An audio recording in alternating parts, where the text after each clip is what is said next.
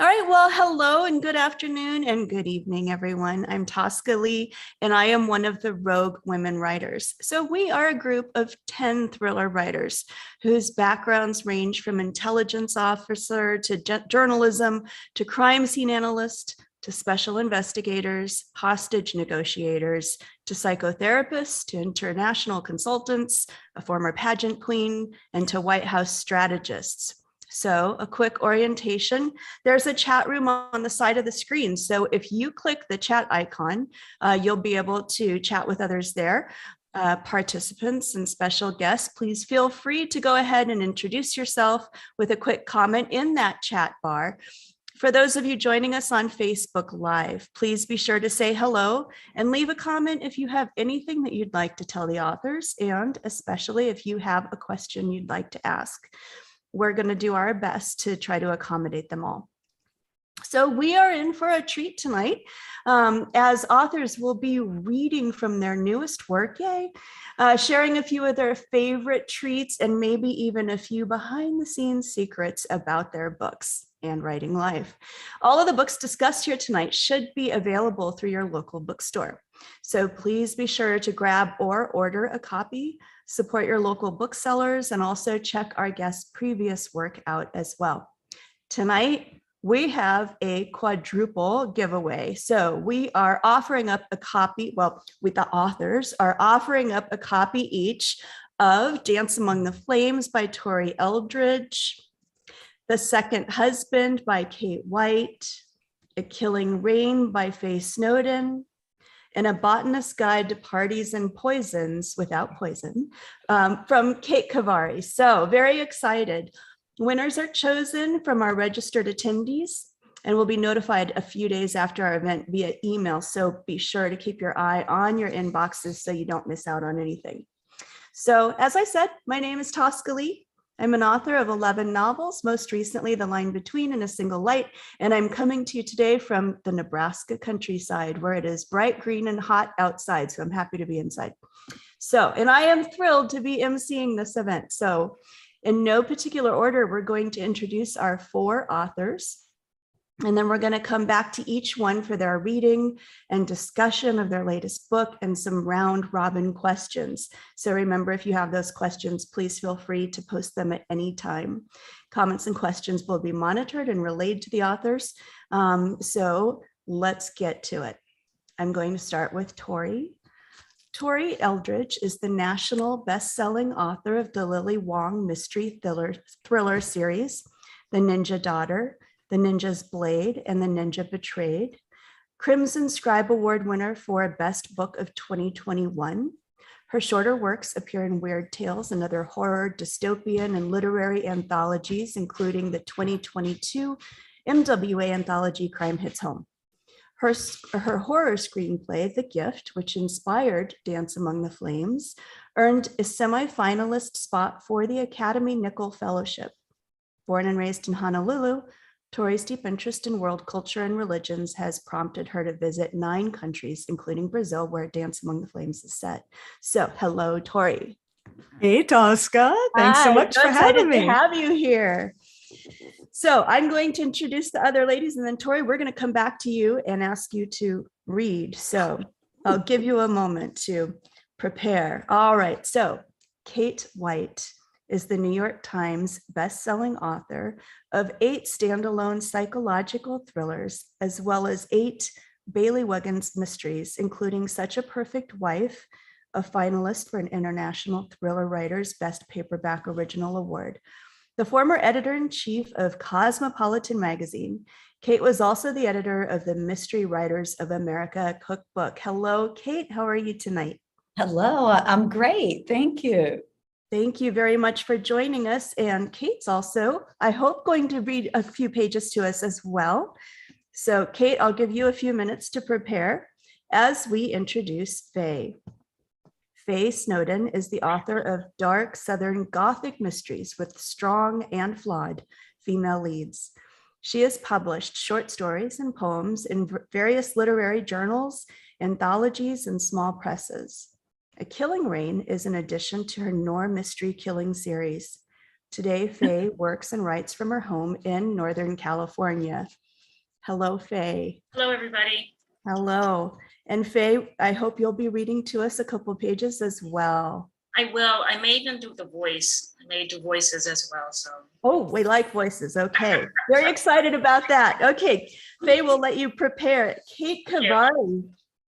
Kate Khavari has her parents to thank for her fascination for historical mysteries, as she spent the majority of her childhood memorizing Sherlock Holmes's and Poirot's greatest quips. A former teacher, Kate has a deep appreciation for research and creativity, not to mention the multitasking ability she now relies on as an author and stay-at-home mother to her toddler son, as she writes fiction ranging from historical mysteries to high fantasy epics. She lives in the Dallas-Fort Worth area, where I understand it's quite hot there as well. Yep, record heat. Lovely. All right, Dallas-Fort Worth area of Texas with her husband, son, and a lovely garden that contains absolutely no poisonous plants. Actually, I have to amend that because I definitely found nightshade growing in my garden the other day. So okay, so we have mark to that off for me. I shall scratch that out with my Crayola pen right now. So welcome authors. Welcome Tori, Kate Faye, and Kate Khavari. So here we go. One of our favorite features of this show that I'm going to lead off with before we start our reading is food and drink. So Tori's main character, Serafina Olegario, likes to snack on popcorn rice and avocado smoothies. Ooh. I made this one myself. So, and I think I found a recipe for one of these, and I think it's up on the Rogue Reads page. So if you want to check it out, you can go there. Now, Tori, tell us all about Dance Among the Flames. Oh my goodness. Okay. So this is not Lily Wong, y'all. So if you've been reading my mystery thrillers, be forewarned.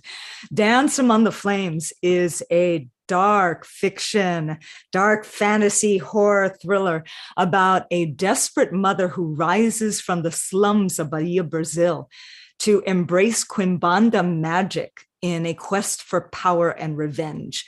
It spans 3 continents, 40 years, a past life in 50-60 France. There are Brazilian gods and channeling and sex, and oh my gosh, it's wild. It's wild, yeah. And so I'm looking forward to sharing that with you. And by the way, if you're interested in those treats, I don't have the avocado smoothie, but I have some food on my website reader page, the book club page for Dance Among the Flames. Check that out. Wonderful. And so that's at your website, right? It is TORI ELDRIDGE.com. Yeah, I love putting up recipes. So wonderful, wonderful. Well, be sure you check out those recipes. And now, Tori, I'm going to ask if you could read a little bit to us and maybe tell us a secret about the book or some background or some little trivia about it. Okay. All right. Ooh, okay. So I'm going to read the prologue, very short, and a tiny bit of chapter 1. Okay. Amour de Vieille Forêt, France, 1560. Eshu crouched on the rocks, his sleek skin blending with the night and his golden eyes shining like stars, while below the young witch burned. Her screams pierced through the crackle and pop of exploding sap as the cries of indignant and horrified villagers who only a week before had believed Colette to be the sweetest, most beautiful girl in Amour de Vieille Forêt. How quickly they turned, all because of one lecherous priest. Eshu shifted on the rock so he could sit on the edge and dangle his long black legs over the side. No one would see him. Even in plain view, naked in a forest on a winter night, there was only one person in all of France who could see him uninvited: the boy. And even then, only in the form Eshu had chosen to assume.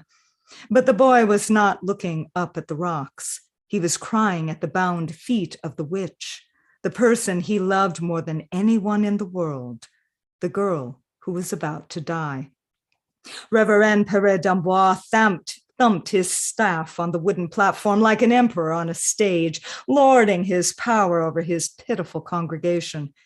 If he knew the power Eshu would bestow on him centuries in the future, his greedy heart would rejoice.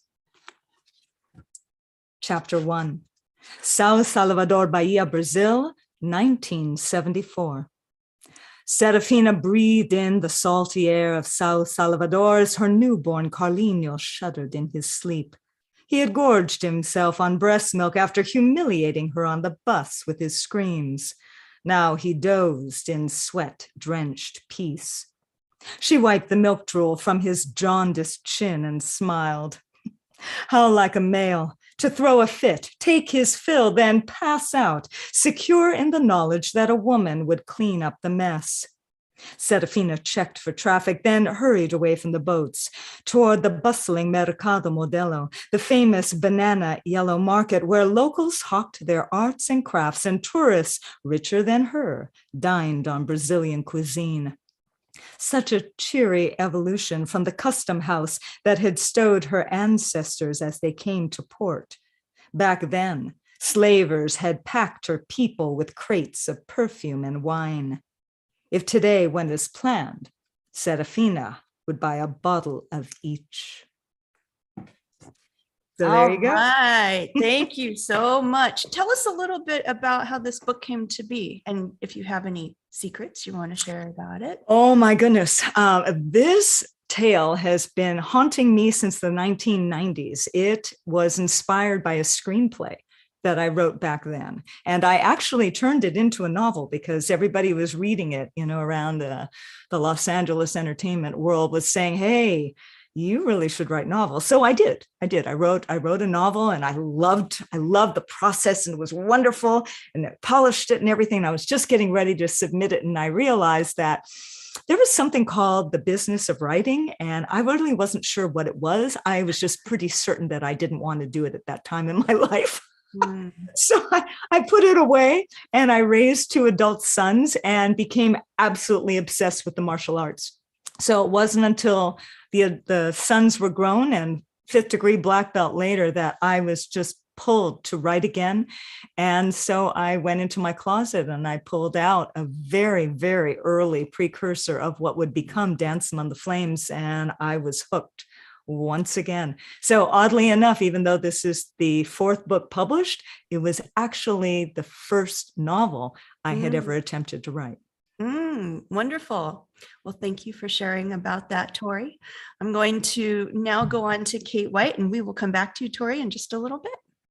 So Kate's main character, Emma, loves a blueberry smoothie. Mine is not very well blended, but still tasty. So loves a blueberry. So I'm sensing a trend here with the smoothies. Oh. By the way, we have these recipes, don't forget, on Rogue Women Writers under Rogue Reads. So Kate, I'm so happy you're here to join us. I'm hoping that you will read a little bit to us from The Second Husband, and then maybe tell us a secret or two about the book. Absolutely. This is from the first chapter, and the book is a psychological thriller, but also a whodunit about a woman named Emma Hawke, who's a trend forecaster and researcher. And she's on her second marriage. Her first husband is dead, but there's the first chapter actually is when the police come to her when at 1:30 in the morning to tell her that her husband, and she's living in New Jersey, her husband's in New York at a conference, and they found his body in Soho. So this is just a moment after they leave. They ask her, can we call anyone? And she doesn't want them to call anyone. She says she'll take care of it, and they leave. And so it just picks up here. She didn't return to their bedroom, though. The thought of being in that space tonight seemed unbearable. In fact, she couldn't envision ever doing it again. Instead, she drifted upstairs to the guest room she'd scurried into earlier, which hadn't been used even once in the year or so since they lived in the house. She flicked off the light and lowered herself onto the bed, lying flat on her back and trying to breathe.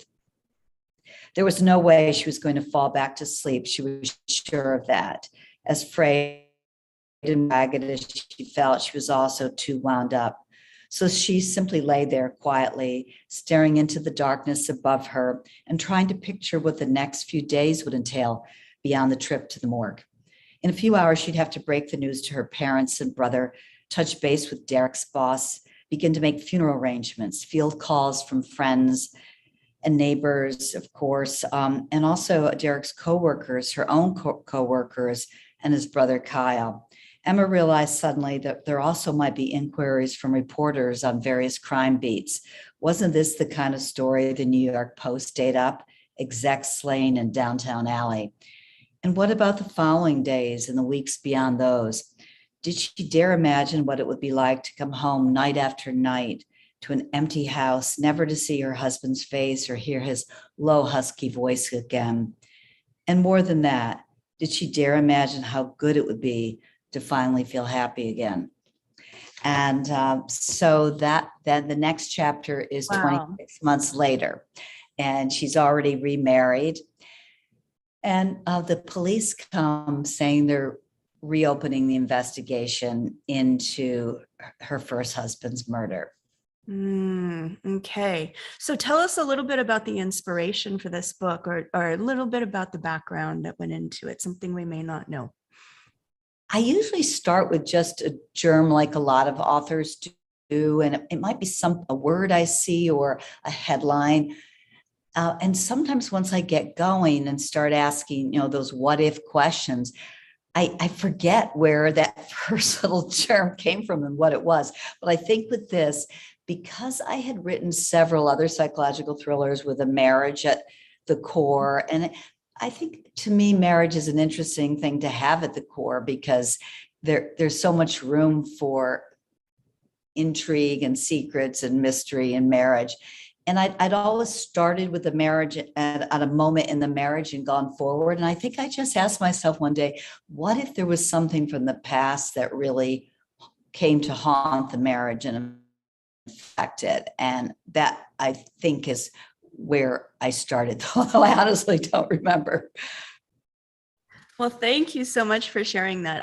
Even after writing my own books, I'm always curious how other authors come up with their ideas and what their process is. So it's so fascinating to hear. So thank you, Kate. We're going to circle back to you in just a little bit here. But for now, I'm going to go on to Faye. So Faye enjoys a good Sazerac. Am I saying that right? Sazerac. I believe so. Okay, so I don't have all the proper ingredients, but this is a Sazerac as far as you know. Oh, it's beautiful. And I have been quietly sipping on it. And it's delicious. Yeah. So that one is a new one to me. The recipe is on our website, and it consists of rye whiskey, agave nectar, bitters, absinthe, and orange peel. And I think I remember a time when maybe in the early aughts when absinthe was hard to come by. Oh. You couldn't buy it, right? Was it ever prohibited at one point in our history? No, but I remember I bought a bottle once when I was in Europe because I wasn't sure if I'd be able to get it here. I've never had any problems finding alcohol. A woman after my own heart. Yes, all right. yeah, Well, yeah. Faye, would you wait? Now, Kate, did I ask you to tell the story of your book before you read from it? I know I asked Tori a little bit. You didn't, No. but I more or less Covered it. Okay, I just noticed that I have a little hole here in my script. Whoops. Okay, so Faye, tell us a little bit about A Killing Rain, and then I'm going to ask you to go in and read a couple of pages. Certainly. A Killing Rain is a sequel to A Killing Fire.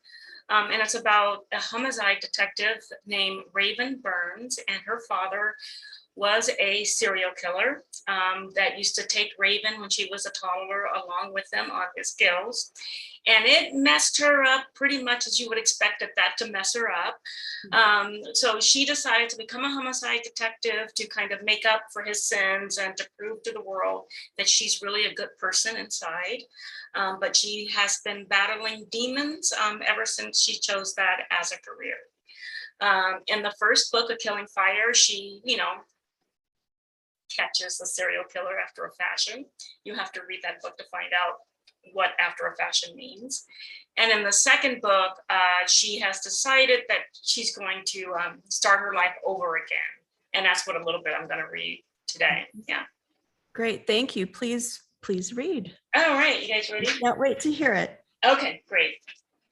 So I'm just going to read from the prologue. So people tell me they don't read the prologue anyway. So I'm going to read that for you now just to make sure you get it in.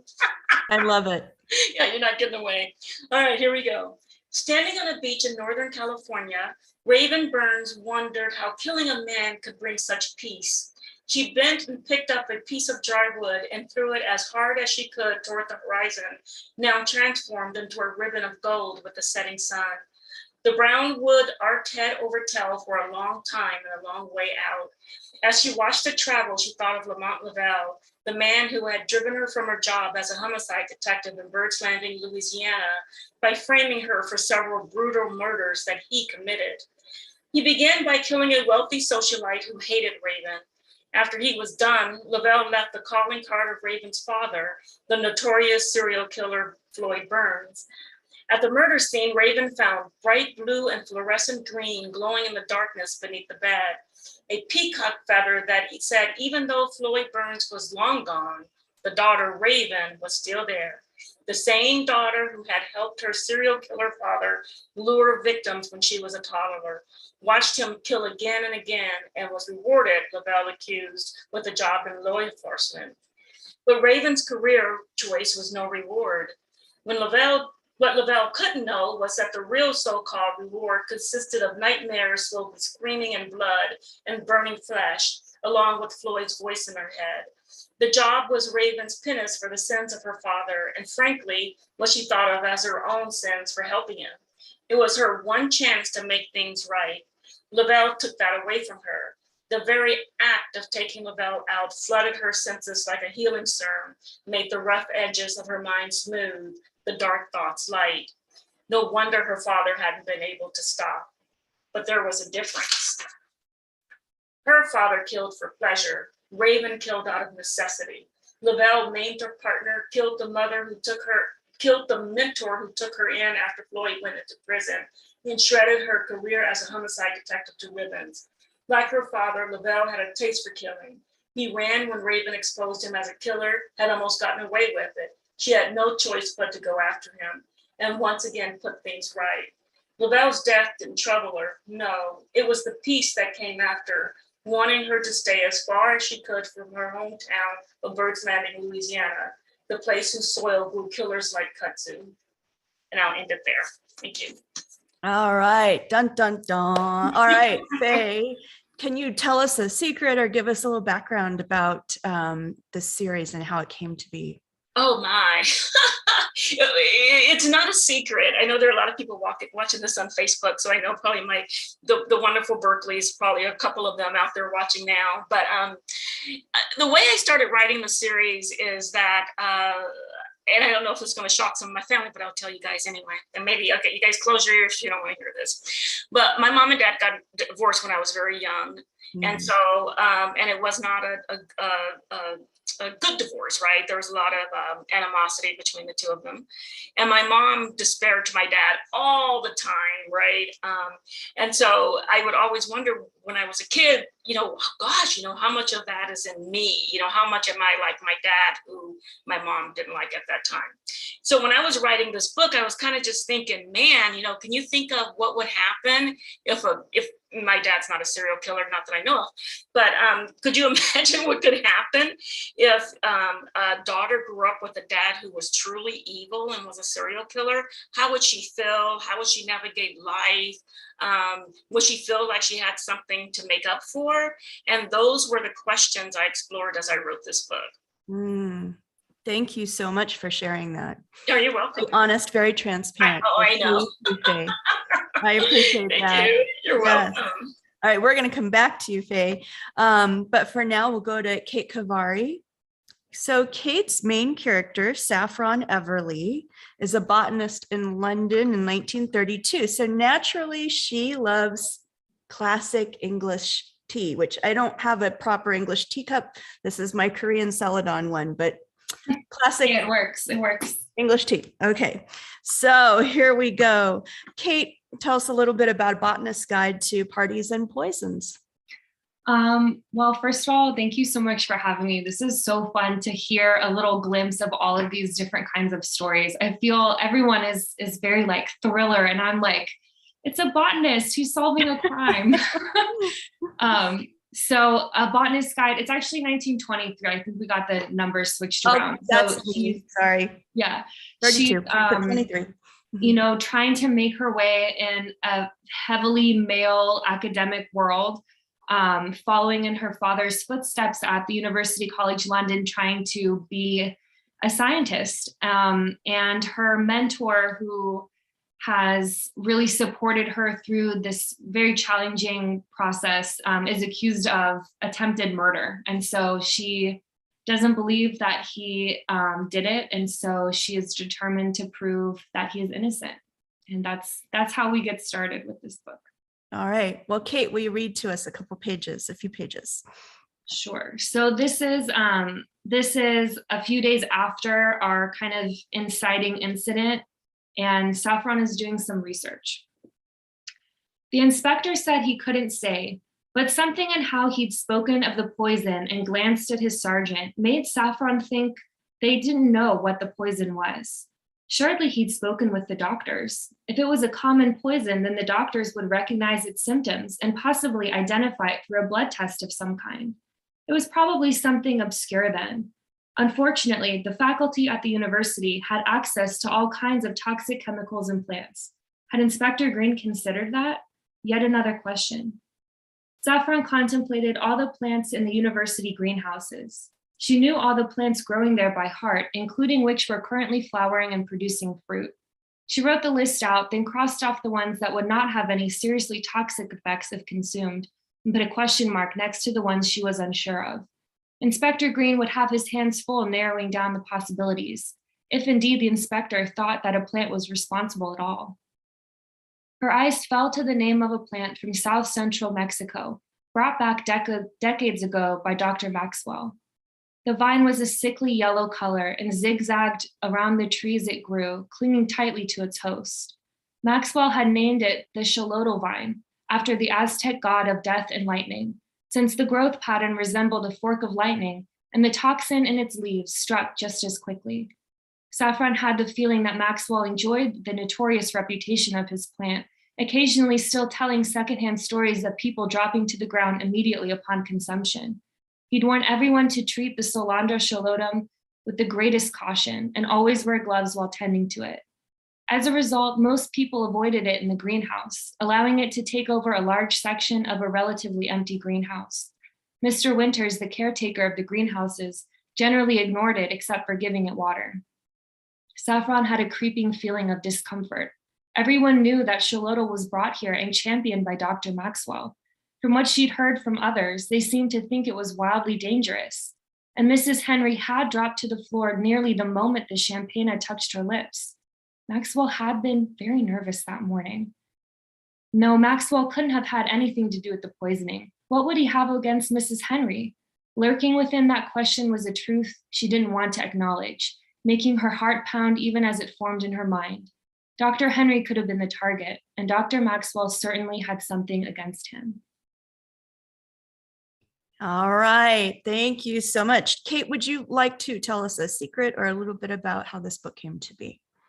I wish that I had secrets about it. That would make it such a better mystery topic. But I guess kind of a funny, I think Tori, I think you mentioned the seed, or maybe Kate mentioned the spark or the seed of a story. But my spark for this story was I was reading a dictionary and I came across the word Eris, E-R-I-S, which is the Greek goddess of chaos. And I was like, that would make a really great name for a murder mystery character. And that was it. I was off to the races planning the rest of the story and figuring out who Eris was and all of that. Wow. All right. So those of you listening in, one little thing is all it takes to start a story rolling. that may involve killing people and things like that. So, all right, well, here we go. Tori, I'm going to come back to you now. I have some questions for you. And I've got some questions for you all just about your lives. And so, Tori, one thing I know about you that you and I have in common is that you were a dancer for many years. And I think I've even seen pictures that you were like on the Love Boat and some shows like that. Yeah, a couple of, I was on the last season of the last season of the Love Boat with the Love Boat Mermaids. It got Terry Hatcher her start, and before that there were Broadway musicals. The last one that what I left to come out west was the original First National Company of Cats. Interestingly enough, I just posted a book trailer. And if you go to anything, like Twitter, or I haven't yet put it up on my website yet, but if you go to Twitter, torieldridge.com, it's pinned to the top. And in it, I'm dancing in this book trailer. And it was this incredible dance choreographed for me in New York City by my dear friend, Russell Warfield, with whom I did Cats. And so we haven't danced together in 38 years. And so he read Dance Among the Flames and was completely inspired. And he did this whole interpretive dance based on a scene in the book of the possession issues. I think I saw that actually. Serafina. Yeah, I think I saw that. Oh my gosh. It looked really fun and very intense. So it was exhilarating. It was a very special feeling for me. And you're also a ninja. I am. So, and can you talk a little bit about that for people who may not know that there are real life ninjas, that's like they exist, and what is that like and how does that work? Cool. Okay. First up, I am not an assassin. I don't run around on rooftops with black pajamas. So I'm just like setting that straight. Yes, thank you for that. When I think about a modern day ninja, I am referring to practitioners of the ninja martial arts. And a lot of people don't realize there is such a thing.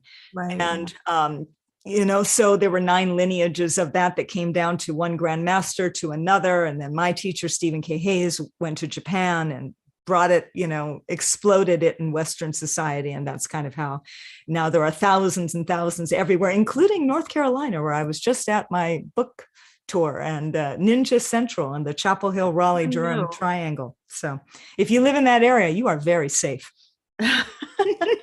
I had no idea. So this is really interesting for me to learn. So thank you for that. I'm going to come back to you. I'm going to go on to Kate White now. Kate, or should I call you now Dr. White? Because I believe you received an honorary doctorate recently. Is that correct? Yeah, my college asked me to come back and be the commencement speaker because I was in the first class of coeducation. And I did a lot of public speaking in my career, running Cosmopolitan and writing books on career success, but I hadn't done any in a while since I decided to leave. And I thought, well, there's just 520 students in the graduating class, but I forgot all their parents would be there and their relatives. So when I got there this past weekend and saw all those chairs, it was a little terrifying, but it worked out, and it was wonderful to be back at my college and just to give a talk to these wonderful students who are starting out in the world, and they gave me an honorary doctorate. So that's so cool. I might try to use it to make a reservation at a restaurant, but I don't think I'm going to abuse it in any way. But you have to frame it and hang it on the wall. Oh, yeah, for sure. For sure. Yeah. So you, as you mentioned, you used to be editor-in-chief of Cosmopolitan magazine. So how is your writing life today as a full-time suspense novelist different, similar to or different from life as the most successful magazine in single copy sales in the US? Well, I loved my job at Cosmo. It was so much fun. It was literally like being in a television show. Like one day, Pharrell Williams called up and said, I wrote a song using Cosmo cover lines. Can I come by and have a singer sing it, and I'll bring the booze? which, was not untypical, but I really wanted to at least have a part of my life writing fiction. So not that I would write literary fiction. I'm not that capable of that, but I wrote 8 thrillers and mysteries while I was still at Cosmo. Wow. and left. So the wonderful thing about it is it really has freed me to do research in a way that I couldn't before. I would write, a couple hours before I took my kids to school, and on weekends I would write before they got up, and research was really hard. So now I have more time to write and research, and that's great. And I love that part of it, the freedom. And we live part of the year in Uruguay, so I can do that. And then I guess just the other big difference is, when you work for a magazine, it's all about telling, but fiction, as I know everyone on the panel knows, it's about showing. So you just have to burn off that need to tell. And that was challenging for me in the beginning. Mm. All right. Well, thank you. I have more questions, but I'm going to circle to Faye now. So Faye. Hey there. Hi. So Faye, if you haven't noticed, I've stalked you all. And this is a question about friendship, because, one thing I noticed is I've been friends with Tori now for a few years. And then when I stalk you, I see, you and Tori at events together and videos and things like that, and I'm thinking about writing friends and writing community. And by the way, check your inbox because you have a friend request from me. So my question is this, for those especially who are wanting to write or becoming involved in writing, can you speak a little bit to the importance of friendships between Yes. authors today, and how you feel it's possibly different today than in the past, and what role those friendships have played in your journey as an author? Yes, I will. But first, I feel like I need to rehabilitate my dad. I just wanted to say that my dad is the best man. We have a lovely relationship right now. I love that man. And he is also a writer. He writes poems, and it's kind of inspired me to write. So I just want to kind of get that out there. Yes, thank you. Of course. In case he's wondering, so I don't get any phone calls later. You said what? No, but I tell that story because, and we use things from our lives to kind of like, Always. as writers, everything's fodder. Everything's fodder. Don't tell a writer anything. And it was just like kind of one of those moments for me when I was writing the book. So I think that if we didn't have those relationships, with our family, and how a lot of the stuff out there wouldn't just get written, because sometimes we do that to work through those things. But yeah. I'm going to talk about relationships we have with others, especially other writers right now. For new and aspiring writers, they are so important. And even for writers that have been around for a while. And I'll tell you why. I love Tori. She is such an inspiration. So, every time she posts or she's doing things, and I see her get awards, it makes me so happy, because I know how hard she works, how talented she is. And it's so nice seeing, especially in what we're calling genre fiction these days, to get that respect. And that respect, it kind of shines on all writers, right? So that's the first thing. But so it's good to kind of cultivate those relationships and have friendships, so you can kind of see possibilities of what can be, right, as a writer. So you don't have to be so lonely when it comes to that part, because it's damn hard, right, to be a writer, especially if you're in a vacuum. For long-term friendships, for intimate, close relationships, those are very important, and they've been very important to me, because what happened was I was able to become friends with someone who was actually my writing partner, whom without Amy, I would not be the writer that I am today.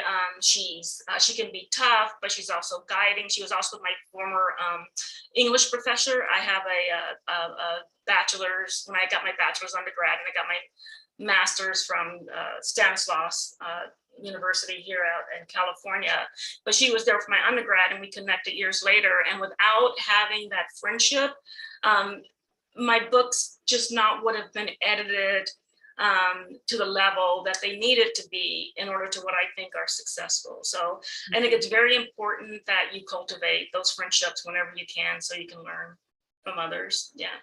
Thank you. I love talking about this and encouraging that, because I think it's important that other, up and coming writers know that writing is not a zero-sum game. It is not. Yeah.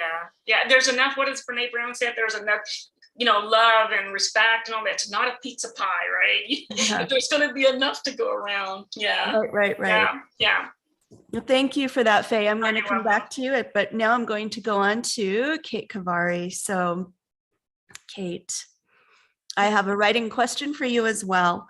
A Botanist's Guide to Parties and Poison is your debut novel, correct? Yeah. So for those who are watching today and hoping to be you in a year or 2 years or whatever that may be, what is it like after writing, editing, querying, more edits, and all of that to finally receive the first copies of your book? What is that moment like?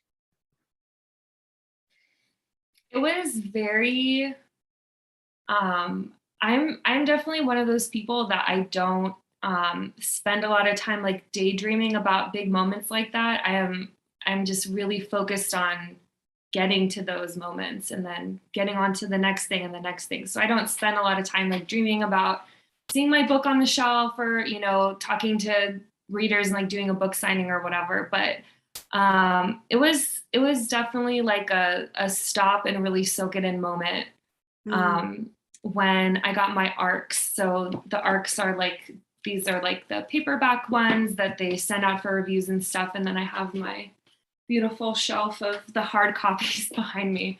But just having the moment and realizing that like it's here, like I did it and it's done, and like I've accomplished that goal. It was I don't know, it was just, I think I'm just still processing it all, honestly, because it's moving really fast. Like I debuted on Tuesday and I've had like events like almost every day since then, and so it's been hard to like slow down and really take it in. So what would you say has been maybe the most surprising part of this journey for you so far? Other people reading my book, I guess, which is really silly because like that's of course like what is going to happen. That's your goal.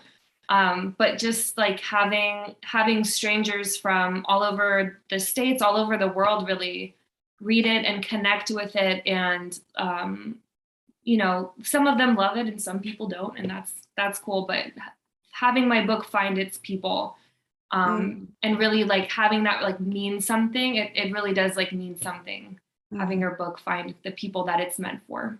Yeah, absolutely. All right. Thank you so much, KATE. So I'm going to go on to Tori now again. Tori, Dance Among the Flames, as you mentioned, involves history, mysticism, the supernatural, magic. I would love to hear just a snippet about your research, the religious research, historical research, or anything surprising or, that happened along the way. Because, there's always like something. So was there anything surprising or interesting or, that caught you off guard in your research? Oh, absolutely. I've been researching this for decades. It's crazy. So when I was first introduced to Brazil, it was because I was working on a screenplay that I later trashed that opened in Brazil. And when I trashed that, I was like, no, I have to find out what it is about this country and this culture that is deeply fascinating me. And so I went back into research. And back then it was libraries, internet, it may have existed, but I didn't know how to use it. And I had a friend in Malibu, and she was like my connection. And one day I was calling her and I'm like, oh, I've got this question. She's like, oh, I'm so sorry, I haven't gotten back to you. I'm getting on a plane. I'm going home to Rio de Janeiro. Oh, you should come. And I'm like, oh, cool. Yeah, I'll come. So in 10 days, I got a passport and a visa and left my husband with 2 little kids. One of them was an infant, hopped on a plane, 14 hours of blissful solitude and arrived in Rio de Janeiro and was only it's nothing like this. I know, right? Yeah, a little toddler. And it was a whirlwind trip because she was getting ready to come back to California. So I only had like 3 nights. But in those 4 days, I got to visit the country with locals. I stayed with her aunt, and then, we visited cousins, and I went to work with she and her father. And then they also took me around as a tourist, and I got to get that sensorial input as well. But what really intrigued me about the research part, what got me, was the spiritualism that came over the African slaves. It's the Yoruba pantheon of gods. And it was mingled with the Brazilian indigenous animism and traditions and ancestral worship, and then hidden, syncretized, with the Portuguese Catholicism. And I think, being a multicultural person from Hawaii and also being part Native Hawaiian, I really resonated with the way they were able to preserve their spiritualism, because I got to tell you, when the missionaries came over and the West came over, we almost lost all of our ancestral worship, which was also animistic based and polytheistic and all of that. And for a while, we almost lost our language. And, there's a resurrection of that. So it was deeply personal to me. And then what I realized was how much commonality there was, not only with that spiritualism, and all world spiritualism, but with my cultural makeup and theirs. So when I went to Brazil, everybody, including the TSA, was thinking, oh, they thought I was a carioca. So it was pretty cool. Yeah. Interesting. Well, thank you for sharing about that. Kate White, I got a question for you now. Kate, you are the editor of the Mystery Writers of America cookbook. And as you mentioned before, you split time between New York and Uruguay. So my official question is, what is your favorite food treat or recipe to make it or eat in Uruguay? Though I'd also just love to hear a little bit about life there as well. Well, life there is really fabulous. It's interesting to hear Tori talk about her fascination with Brazil. We were fascinated with South America, and we traveled with our kids on a lot of eco trips when they were younger, Peru and the Amazon and Chile and Argentina. And I'd worked on a penguin project in Argentina too. And so we were just fascinated with this fabulous continent that so few people from the United States explore. Mm-hmm. And so we found Uruguay, and it's a very progressive democracy. It's a secular, it's pro choice. It's the first country in Latin America to support gay marriage. And it's just a wonderful place. But the thing for me is I don't know why I love writing in the heat. And I always feel like maybe in another life I lived in the tropics or something. And a big part of being a writer, I think, is figuring out what setting works for you. Do you like music or not? Are you a morning person or an evening person? And that was a big thing for me, figuring out kind of the writer's cocktail for me. That I tried in the beginning to write at night. And though I'm a night owl, I couldn't write at night. But once I realized, no, I need to write early in the morning, that was important. And writing in warm weather is good for me too. And what I love in Uruguay, they have they have a fish there called brotola, which you can only get in that part of the Atlantic. And I have brotola every week when I'm there. And also really?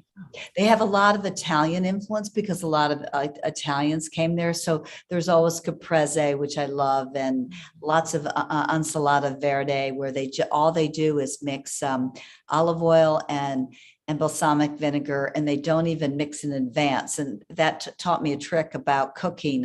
Sometimes I'll just get some great lettuce, green, nothing else, and put some extra virgin olive oil on and balsamic, and that's the way it's done there. So I've learned a few cooking tricks in our 13 years that we've had a home there. Wow. Okay, I am starving now. That sounds so delicious. And this fish, is it a flaky fish? Is it an oily fish?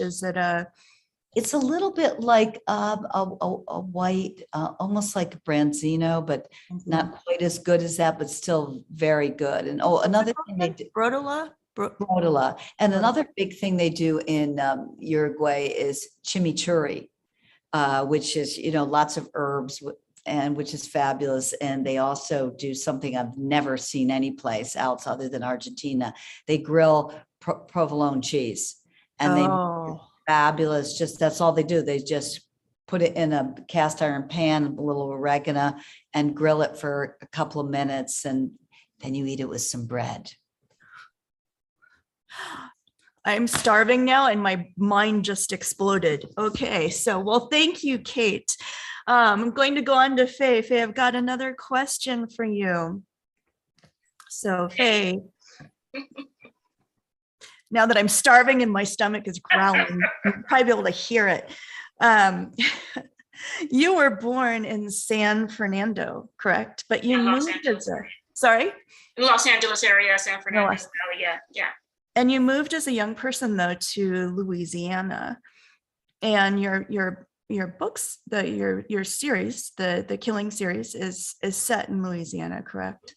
Yes. Yes. I'd love to hear a little bit about the memories that informed your setting for A Killing Fire and A Killing Rain, if there's anything specific or moody or whatever it might be. And I know it's cliche to say, but the first thing that comes to me is the humidity and the heat. Yeah, you're talking about where it really impacts how you spend your day, how you wear your hair, how you do your makeup. That was just something that affected me. I could not stand, well, I don't know if it comes across in the book, I guess it does, is that that's one of my memories. Another thing is about the food, but the food was really interesting to me. My mom would, cook these dishes, and she would do everything with a roux, right? And then she would use as a base, green onions, I think celery, garlic, and I'm probably an onion. And then, to do that with the flour and kind of browning that, but you brown first, I learned. And the reason I say I learned, because I didn't really do a lot of Louisiana cooking after I left home and went on my wild ways, but I started doing that 10 or 15 years ago. And then when I started, and she's since passed, but she's passed away. She's died in 2015. But I think about when I started making, I made gumbo for a while, the first time in a long time. And I always wondered how my mom got that nutty brown flavor of the gumbo. And then I was reading somebody and they said, well, just bake it in the oven, bake the flour and oil in the oven for an hour and a half and stir every 30 minutes or whatever. And that gives you that flavor. Then you put your vegetables on top and the sauce. And I know it's like I said, I know it sounds cliche. I know it sounds cliche to say, but when I really started, I think the food just brought me back to my childhood and thinking about my mom and all that stuff. So those were the two things: the heat, the food, the people, just the way they talk, and which is not really. I grew up in Shreveport, Louisiana. And they really don't have that much of a heavy kind of accent that you would expect. Everyone seems to talk fast like me, but it's not a lot with that Southern drawl. But it was those things. Yeah. Mm-hmm. Yeah. I thought there would be some, special heady memories like that, that take you back. Yeah, just especially for relatives that's passed on, you cooking something that they've cooked before, all those memories come back. It really brings it back. Yeah. Thank you so much for that, Faye. Mm-hmm. All right, Kate Khavari, I've got another question for you. So Kate, in your research for this book, which combines history, horticulture, poison, and by the way, guys, her website includes a botanical index of the plants that are found in A Botanist's Guide to Parties and Poisons. So if you're reading, you can go along and you can see the actual plants.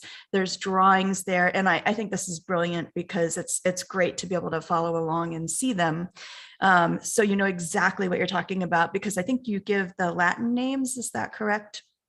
Yeah, it's half and half. Half the time it's Latin and half the time it's kind of more like the layman term. Okay, well, definitely check that out. So in your research, what was one of the most interesting or surprising things that you came across? I think the most surprising thing was just learning about the world of plants and botany, because I've always been very interested in plants. I had like an entire like living room jungle full of plants when I started off writing this series. So it was just really cool to have the excuse, maybe the reason to learn more about it. So yeah, that's kind of a short answer, sorry, but just learning about the plants and having to figure out not only the information that Saffron would need in order to solve the crime, but also how to express it in a way that wasn't like super dry and boring, because like it's super easy. It's very easy to make science and history, to be honest, very boring. So my research for the scientific part was a lot more interesting to me because I had already had an interest in it, but it was actually the research for the historical aspect that I found a little trickier because, you know, at some point I had to look up, it was not for this book, but it's for the second Saffron book that I just finished drafting. I had to look up like some stuff about political parties.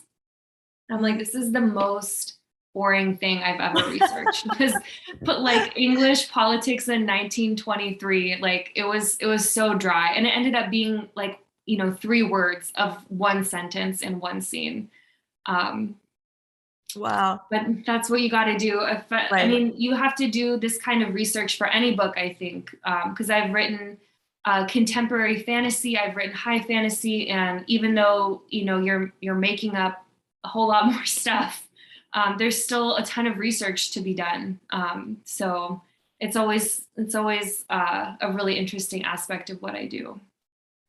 So you mentioned you had nightshade in your garden, you said. Would you have been able to identify it before you wrote this book? Oh, definitely not. Definitely not. Okay. One of the things that I'm finding is that there are poisonous plants everywhere. Like so many plants are poisonous. If you eat too much, or if you look at it funny, or if you touch it or whatever. But yeah, the nightshade just like popped up with berries and everything. Berries, the belladonna berries. I don't know if anyone has heard of them, but they're the ones that make your eyes dilate to be like really pretty. So yeah, that just like showed up in my garden one day. I was not happy to find it there. Especially with a toddler around. Yeah, my son is 3 and he was in the backyard with me at the time doing something else, but he saw me pull it out and he comes over to look at it. He goes, "Oh, berries." I'm like, no berries. Please don't. It was a moment. All right. Well, thank you, Kate, so much. So Chris, are you still with us? Is Chris still with us? Yes, I am. All right, Chris, is it possible for you to put all 4 of our authors up on the screen at once so we can round robin real quick? Yes, of course it is. And we do have a question or 2 on Facebook. Awesome. Well, let's round robin real fast and then we'll answer some Facebook questions and we'll tie it up here. All right, so we're going to round robin. We're going to go Tori, Kate White, Faye, Kate Khavari. So plotter or pantser? Plotter with room pantser, to. That means right by the seat of your pants, like what Kate White was talking about. Yeah, they terrify me. They terrify me. I'm definitely a plotter, but with room to change my mind and change course. Okay, Kate White. Plotter, but I leave parts in the middle to kind of, you know, explore as I'm writing. Okay, Faye. I'm a plotter. I built my skeleton, but then I put pants on the skeleton. So I've never heard it I put the flesh on the bones. I was like, oh. I love it. Yeah. Kate Kavari. I'm the same as Faye. I've never heard it explained that way, and I love it. So thank you for that image. I'm stealing it. I call it a plantser. A plantser. Oh, I'm stealing that too. Okay, we started to talk about this with Kate, but Tori, do you write during the day or the night? I'm an early morning writer. Early morning. Okay. Kate White? Still early morning, though I'm now able to do about an hour of editing in the afternoon. So that was a big breakthrough. Oh, by the way, Kate, I love the heat. I should have added like heat or cold to my list here. Faye, morning or night?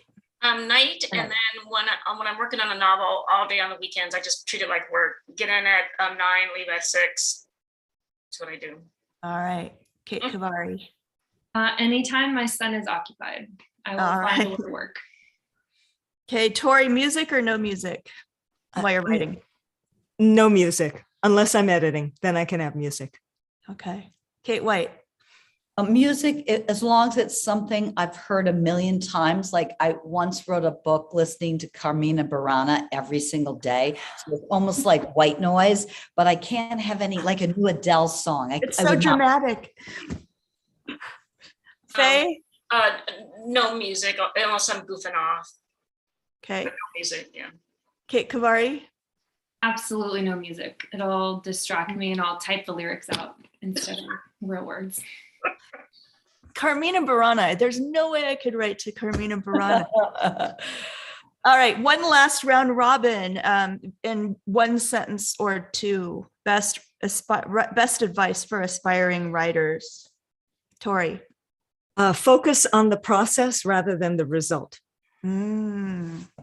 Kate White. As John Grisham says, write every day, even if it's only for a few minutes, because it keeps you on the horse so you don't fall off. Faye. I'm off the horse. I'm on the ground, but the best advice: read widely, read, fall in love with reading. Kate Kavari. Nobody is going to care about it as much as you will. So nobody is going to sit you down and make you do it. Nobody is going to encourage you as well as you can encourage yourself. That's good. All right. Well, I think we're ready for any reader questions that we may have. Well, there's one for Faye. Judy Morris wants to know if you can read this as a standalone. Oh, most definitely, yes. Yeah. Another thing about being edited, if you do write, when you do write, respect your editor. My editor is the one who helped me do that. So you can read it as a standalone or go back to get the first one if you want. Yeah. Okay. And then Judy also wants to know from Kate White how long it took you to write the book. I'm on a contract to do one every year. So it takes a year, but I need a few months to think of the idea that's not in that year. So usually when I'm finishing one book, I have to already have the idea for the next one. So like in the shower, I can be thinking about that. So then when the year comes to start the new one, I've already got it sort of worked out in my head. Okay. And then Judy also wants to know how you celebrate when your book becomes live, and that's for all of you. How do you celebrate when your book debuts? All right. Well, let's round robin that one. Tori, celebrate? I think celebration is so important. I mean, if you're talking about debut, I really wanted to make sure it felt like something happened.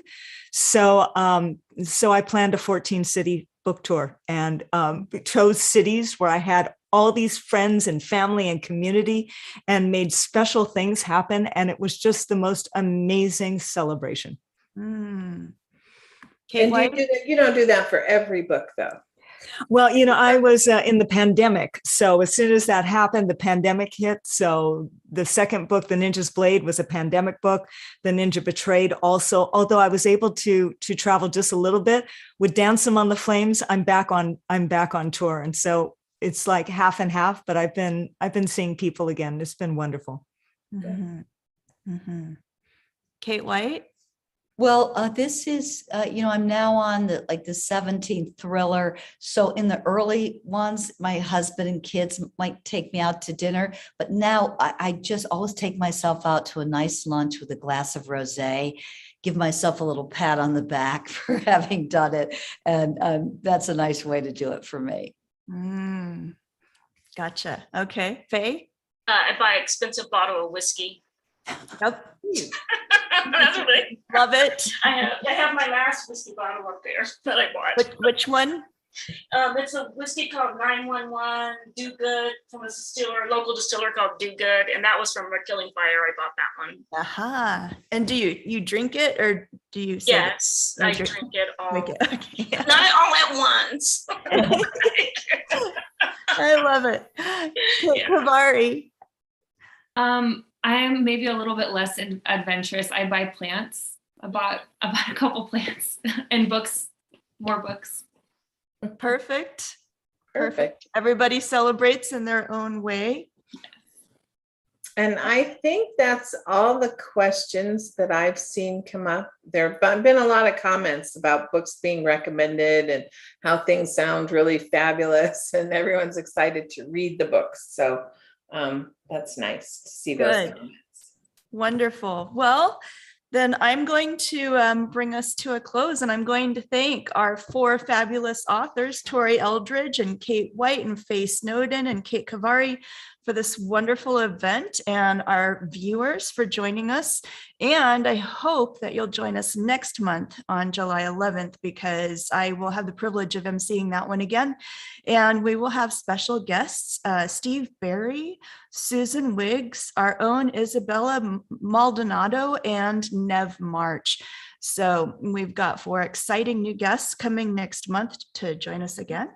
If you choose to post about tonight, please use hashtags hashtag Rogue Reads and Rogue Women Writers if you post about it, so we can all share. So thank you so much, authors, for joining us. Thank you so much for all the wonderful recipes and drinks and stuff I'm going to go off and savor while I dig around for dinner now that I'm starving. So thank you so much for joining us. It was such a pleasure. Thank you so much for having us. Okay.